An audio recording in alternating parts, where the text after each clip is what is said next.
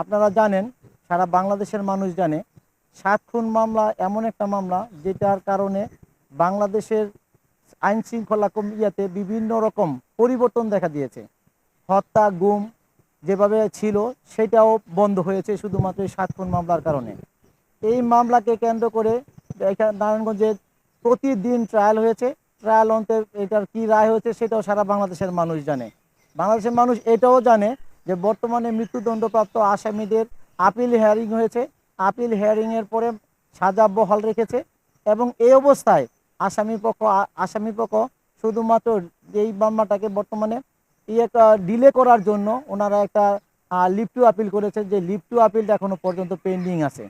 আপনাদের যে কথাটা আপনারা আসলে মূলত জানতে চেয়েছেন, আমি আপনাদের মিডিয়ার মাধ্যমে সারা বাংলাদেশের মানুষকে জানাতে চাই, বাংলাদেশ সরকার, বর্তমান সরকার যিনি আছে, সেই সরকারের যে বিভিন্ন মন্ত্রণালয় আছে, এর মধ্যে আইন মন্ত্রণালয়, স্বরাষ্ট্র মন্ত্রণালয় এবং অবশ্যই সুপ্রিম কোর্ট বার আইনজীবী সমিতি এবং সুপ্রিম আইনজীবী ফোরামের নেতৃবৃন্দ, বর্তমান অ্যাটর্নি জেনারেল এবং আমাদের পাবলিক প্রসিকিউটর সহ যারা আছে এই মামলার সাথে সম্পৃক্ত, প্রত্যেকেই এই মামলাটার ব্যাপারে অত্যন্ত আন্তরিক।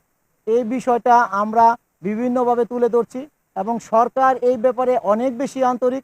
সরকার চাচ্ছে যে একটা নির্দিষ্ট সময়ের মধ্যে এই মামলাটা চূড়ান্ত রায়ের দিকে যাবে এবং আমরাও যারা এই মামলাতে রাষ্ট্রপক্ষে কাজ করেছি সেই শুরু থেকে আজ অবধি, এই মামলা খুব শিগগিরই এই মামলার চূড়ান্ত রায় হবে, আমরা এটা আশাবাদ ব্যক্ত করছি।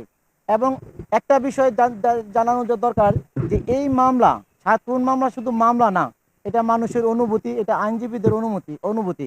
চন্দন সরকার সহ আমাদের যে সকল আইনজীবী এবং তার সাথে অন্য যারা মৃত্যু এখানে র্যাব কর্তৃক অপহরণ এবং পরবর্তীতে মৃত্যুবরণ করেছে, তাকে হত্যা করা করে লাশ গুম করার চেষ্টা করেছে, সেই মামলার যে অবস্থা, সেই বর্তমান অবস্থায় আমরা রাষ্ট্রপক্ষ থেকে আমাদের সাথে যে ইনফরমেশন আছে, আমরা অ্যাটর্নি জেনারেল সাহেবের সাথে একাধিকবার কথা বলেছি।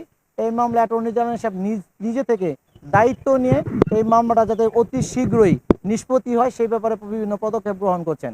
এবং রাষ্ট্র থেকে আমাদের যে বিষয়টা, আইন মন্ত্রণালয় থেকে যে বিষয়টা বারবার আমাদেরকে এনশিওর করা হচ্ছে, এই মামলা যারা আসামি পক্ষ তারা কখনোই কোনো রকম অ্যাডভান্টেজ নিতে পারবে না, বরং যারা এইখানে ন্যায় বিচার পেয়েছে, যারা বাদী পক্ষ ছিল, তারা এই মামলাটার ন্যায় বিচার যেমন নিম্ন আদালতে পেয়েছে, উচ্চ আদালতে পেয়েছে এবং সুপ্রিম কোর্ট এপিলের ডিভিশনে যেটা আছে লিভ টু আপিল, সেখানেও অবশ্যই আসামিরা চূড়ান্ত তাদের শাস্তি বহাল থাকবে।